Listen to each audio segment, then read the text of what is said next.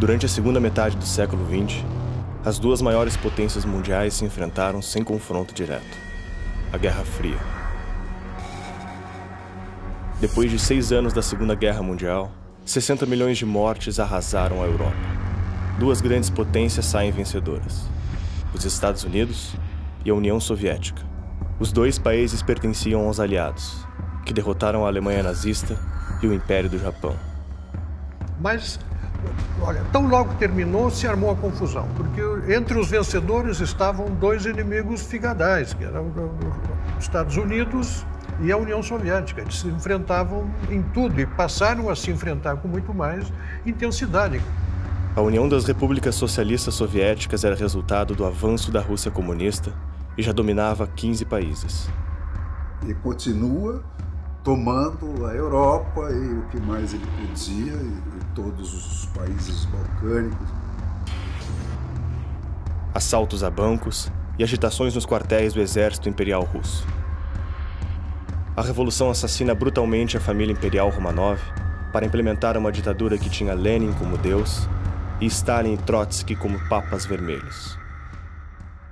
Os soviéticos desenvolvem um plano para conquistar o mundo e implantar o comunismo em todos os países.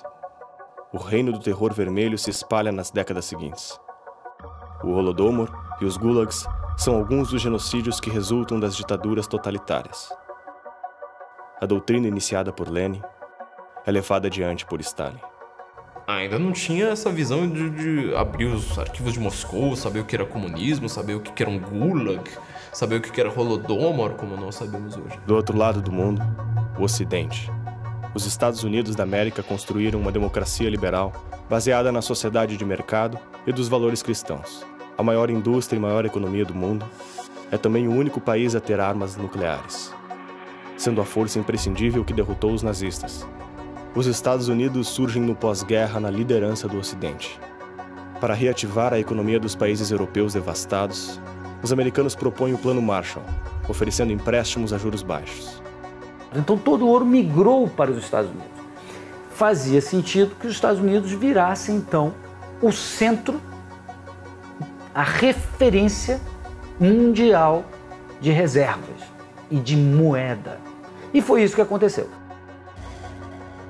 Com o término da Segunda Guerra Mundial se aproximando, Franklin Roosevelt, Winston Churchill e Joseph Stalin se reúnem na Conferência de Alta para discutir as fronteiras da Europa, depois da devastação nazista. Churchill deixa claro sua intenção de que eleições livres ocorram nos países do centro e do leste europeu, especialmente na Polônia i na Czechoslowakia.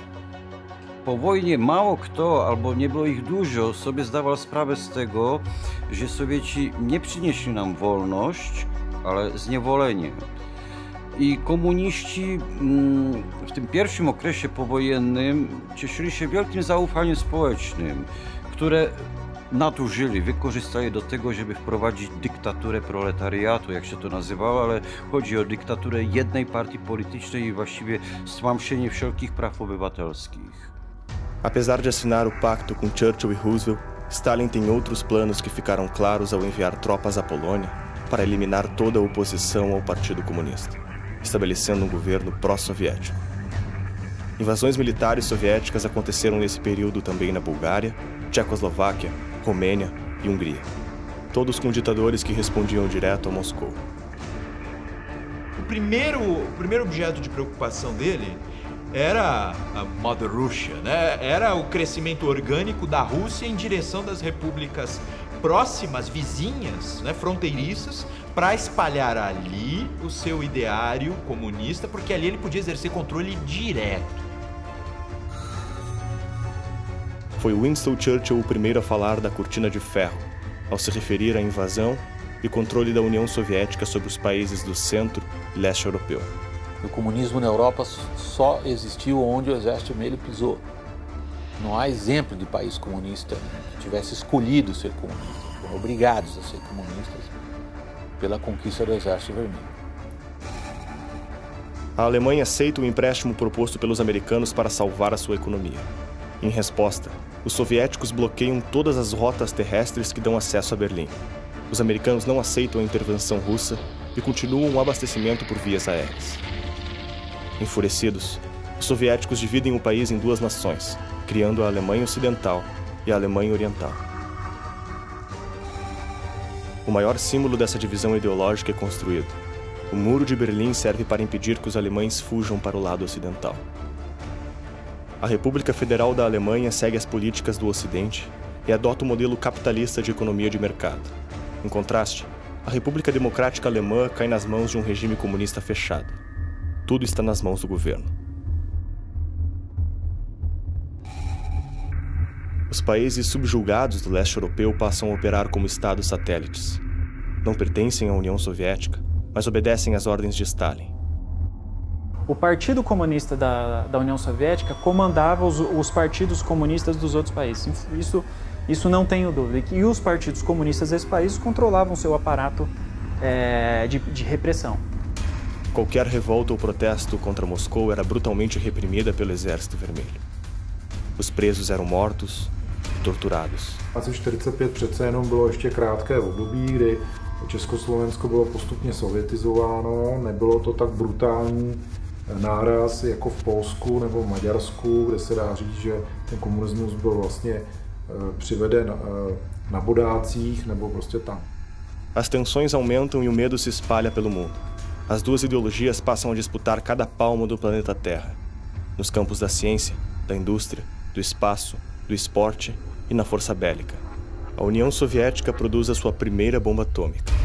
Agora as duas potências tinham força para explodir o mundo. Um conflito direto seria o último. Então, esses dois lados da Guerra Fria, o equilíbrio internacional planetário em torno da dissuasão do terror nuclear, e o outro do ponto de vista das ideias. No mesmo ano, países ocidentais criam a OTAN, uma aliança militar para combater a ameaça comunista, que agora era nuclear. Tomou conta da opinião pública mundial, era assunto dos jornais, a ameaça nuclear. Os países, os dois blocos que se constituíram logo após o término da Segunda Guerra Mundial, começaram a se armar loucamente, estocando armamento nuclear e procurando pontos estratégicos. Na China, depois de 3 anos de guerra civil, a revolução vence os nacionalistas que se refugiam em Taiwan. A União Soviética ganhou um aliado importante. Mal ele falou, eu vou tomar o poder, eu vou aplicar os princípios marxistas ao campo. A Coreia do Norte, armada pela União Soviética e pela China, ataca a Coreia do Sul, que se salva ao receber ajuda de uma coalizão liderada pelos Estados Unidos. Depois de 3 anos de conflito, um cessar-fogo interrompe a guerra, mas deixa mais um país dividido em 2. Ficou a parte norte com a Rússia e a parte sul com os Estados Unidos. Se alguém quer saber no que dá o comunismo e no que dá uma economia aberta, dá uma olhada nos dois países 70 anos depois, mas não precisa recuar tanto tempo. Poucos anos depois já se notavam as diferenças. O mundo assistia a guerras civis e revoluções comunistas pelo mundo todo, como no Vietnã, Grécia, Turquia, Espanha e futuramente no Irã, Nicarágua, Argentina, Cuba, Egito, diversos países da África, Itália, Guatemala, Haiti, Paraguai, Filipinas, Chile, Indonésia, entre dezenas de outros conflitos. Para mostrar que se a guerra é dita fria, ela tinha uma temperatura altíssima em alguns lugares do planeta. Na verdade, era guerra by proxy, como falam os americanos, né? Era o tempo inteiro guerra by proxy. Você tinha algum país ou algum grupo representando o A e o outro representando o B, e esses dois proxies ficavam brigando, mas na verdade quem estava frio era a União Soviética e os Estados Unidos aqui por trás, alimentando esse processo. A União Soviética organiza sua própria aliança militar, o Pacto de Varsóvia. A corrida armamentista aumenta e a União Soviética instala mísseis apontados para toda a Europa. As nações europeias fazem o mesmo. Se organizaram. As forças militares do lado democrático do Ocidente se organizaram na OTAN e as forças militares do lado comunista se organizaram no Pacto de Varsóvia. Os Estados Unidos protegem as Américas do comunismo. até que Fidel e sua guerrilha tomam o poder em Cuba e declaram aliança com a União Soviética. É o primeiro país do continente americano a cair nas mãos de Moscou, e seria a base de treinamento para a sua expansão a toda a América Latina.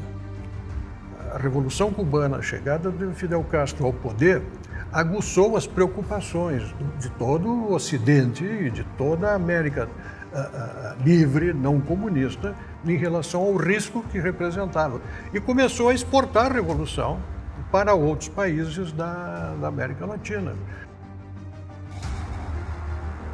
Soldados, navios e mísseis soviéticos são enviados a Cuba e apontados em direção aos Estados Unidos.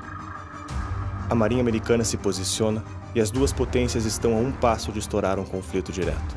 A única coisa que impede a Terceira Guerra Mundial é o medo da bomba atômica.